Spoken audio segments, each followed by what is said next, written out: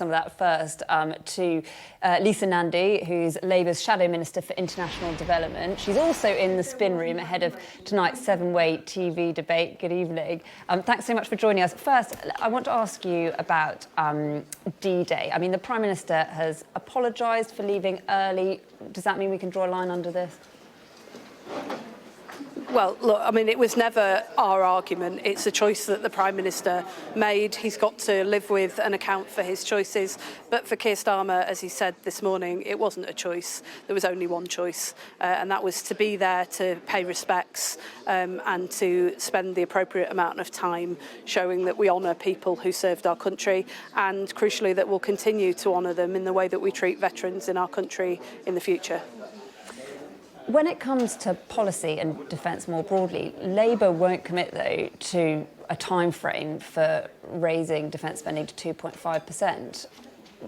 Have you not got questions to answer on that, then, if you're not giving a time frame? Look, we've been absolutely crystal clear that the general public have had enough of politicians who make big promises from this Conservative government and then just don't keep them, have no intention of keeping them, have no idea how they're going to fund them. That's what we've seen on defence spending from the Conservative government, and we've seen it on a whole host of other areas as well. We know what happens when you crash the economy. It's working people across this country who pay the price. We're absolutely committed to the nation's defence and security. Our commitment to NATO is unshakable. We're committed to the nuclear deterrent, and we're committed to supporting our armed forces. But when we set out our plan for how we're going to keep the nation safe and fund our armed forces, you can be sure that we'll keep that promise, because every single word of it will be fully costed and we'll deliver it. OK, on Labour's policies, big day, obviously, for your manifesto being rubber-stamped. How was that meeting today? It was very positive, and those of you who follow Labour politics will know that these things aren't always very cohesive and positive, but I can honestly say, after 14 years as an elected politician, that this was a really, really positive and constructive meeting. I think we all went away from that meeting feeling that there is a plan that we can put before the British people that will help to deal with the broken promises of the last 14 years and give people confidence that although we can't do everything overnight, we can start to turn things around. Sorry, can I just jump in? Well, look, I spoke to Sharon. Sure. How can it be positive when Unite have refused to... Sorry, these are the dangers of these down-the-line interviews. How can it be positive when Unite have refused to endorse it? Yeah, well, I spoke to Sharon Graham at the meeting. It was a constructive meeting. I think everybody would agree, including Unite, that there's lots in the manifesto that we can honestly all say, hand on heart, will transform the prospects for working people in this country. Obviously, these are always things that we debate in the room.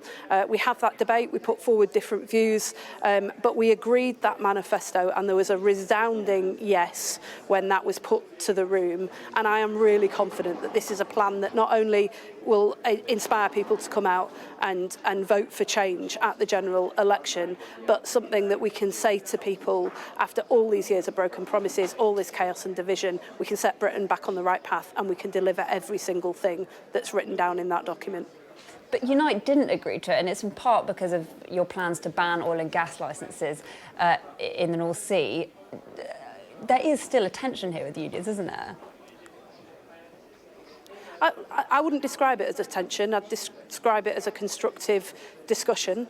And as Ed Miliband, who is the Shadow Secretary of State for Energy and Climate Change, made absolutely clear, he represents Doncaster, I'm from Wigan. We know what a bad transition looks like, and we have no intention of allowing that to happen again. In the 1980s, when the coal mines were closed, people in places like Wigan and Doncaster are still paying a very heavy price for how that was managed. Our plan sets out how we're going to create new jobs so that we can safeguard those workers to work in the industries of the future.